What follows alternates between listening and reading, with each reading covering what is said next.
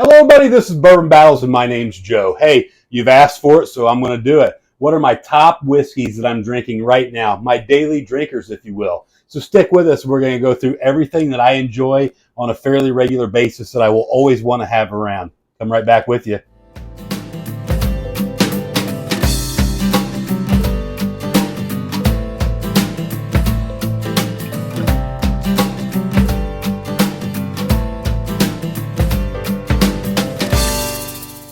Okay, let's start to get in it. So if you've been watching us very long, you'll know that I talk a lot about Evan Williams Bottled and Bond, right?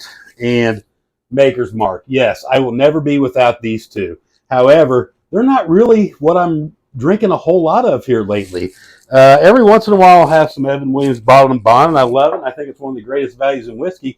But it didn't make today's list because today's list had to be an honest representation over the last, let's just say, couple of months of what I'm reaching for on a regular basis, right? I've got a table over here that keeps a lot of my spares, right? Backups, if you will. I don't like to run out of anything because I'm weird like that. But my backups, I like to go through those on a more regular basis. So down here, I have what I've been drinking lately. So let's start to get through these one at a time. Okay, let's start getting through these, guys. They're in no particular order. We're just going to go through them one at a time. The first one's a little bit different, right?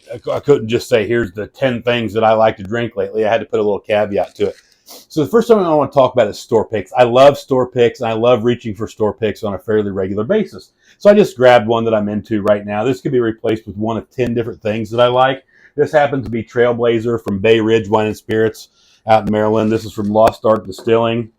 And that's actually what I'm going to drink for this video. I love this, the darkness of it, the color, the nose, the palate, and the uniqueness of it for a Maryland bourbon. It's just it's so good. This particular one's higher proof, 125 proof. If you're out in that Annapolis, Washington, D.C. area, go see if they've got any of this left. Guys, I'm a huge fan, and hopefully Trailblazer, you're watching this. I'm going to shoot you another email and bug you again. I'd like to try some more of your stuff, right? I'm so impressed with this. But we could easily put anything from Red Barrel Liquors that we're doing with those guys. I can't say enough. Let's just show it to you while we're going through it. This Silver Springs that Alex had down there, I have no idea if there's any of it left. This stuff has blown me away. Mooresville, call down there, go down there, try it before you buy it if they still have some of the Silver Springs. It's an amazing pour. So check it out. If I'm not mistaken, it was an amazing value. It was very reasonable. So now we got that one out of the way. That caveat's just all store picks in general. I love store picks. I love them. I love them. I love them. So let's start going through this stuff one at a time, no particular order. I always have the Jim Beam around, Knob Creek. This particular one is the store pick. It's the one I grabbed.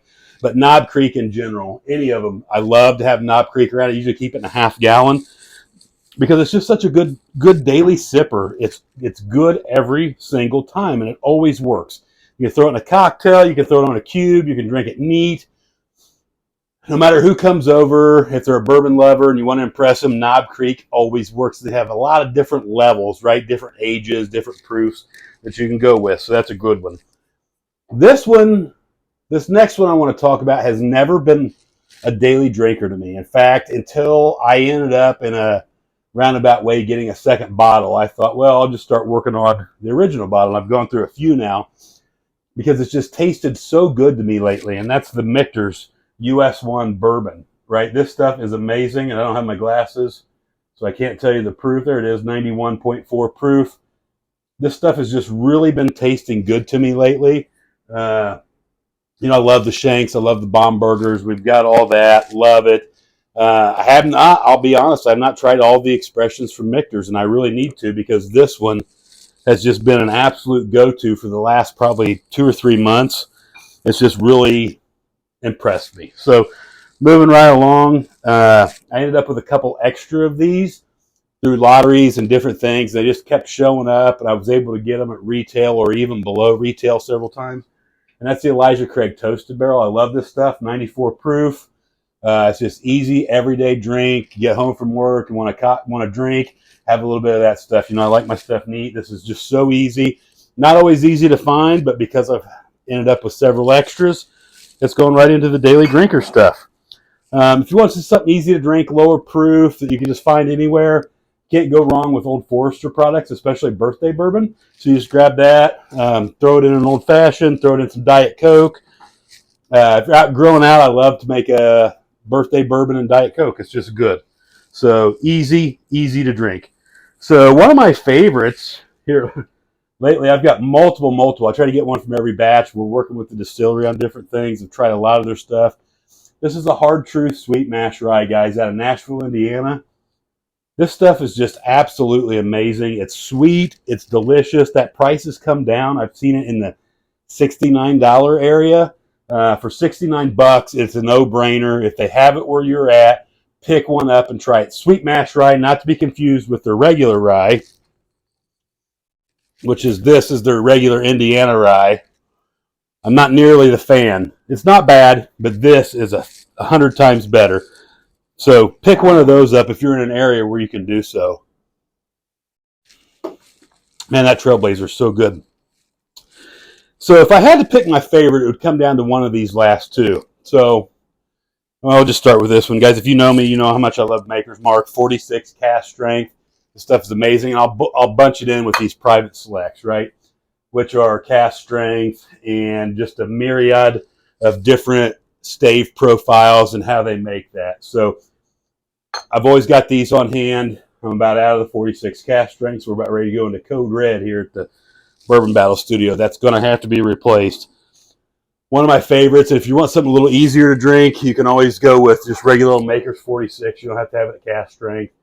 In fact, I took a bottle of this and drank it on vacation here not long ago, the regular 46. So last but not least, I cannot get enough of this stuff. Jack Daniel's Single Barrel Proof. This particular one is 128.2 proof. I've got them that go up into the low 130s.